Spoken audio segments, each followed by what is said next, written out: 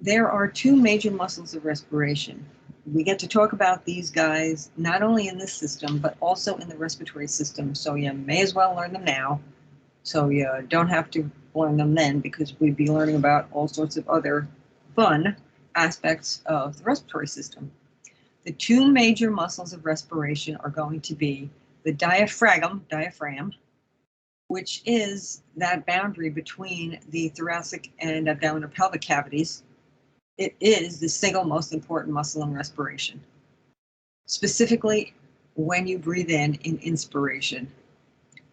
And the external intercostals. They are more superficial muscles of the intercostals. They are going to elevate ribs when you are breathing in. So when your ribs have that bucket handle action, when they come up and out like a bucket handle, the external intercostals are the reason that they do that, because they are contracting.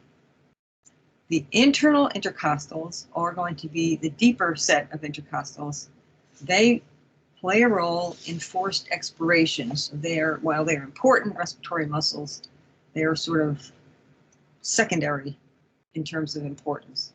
The two major muscles of respiration, should you see that on an assessment, whenever, you will tell me the diaphragm and the external intercostals. In one of the sections during the skeletal system, we actually talked about the diaphragm and the phrenic nerves, because we spoke a little tiny bit about various forms of paralysis.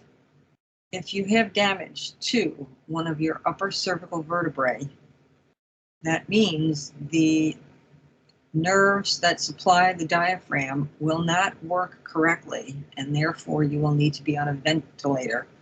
The nerves that supply the diaphragm are the phrenic nerves. You need to know that for this section. You need to know that for the nervous system. You need to know that for the respiratory system. And you need to know that when you are in the field. So just learn that. Phrenic nerves are going to innervate the diaphragm. This shows you the external intercostals again. The external intercostals tell you they're more superficial, and the internal intercostals will be associated with forced expiration. They are the deeper set of muscles.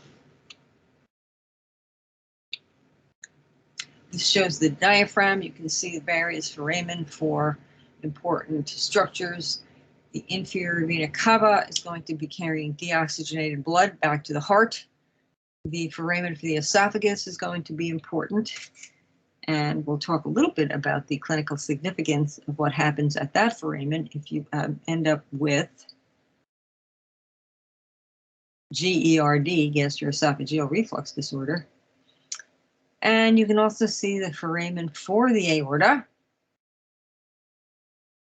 and lumbar vertebrae, as well as costal cartilage, etc.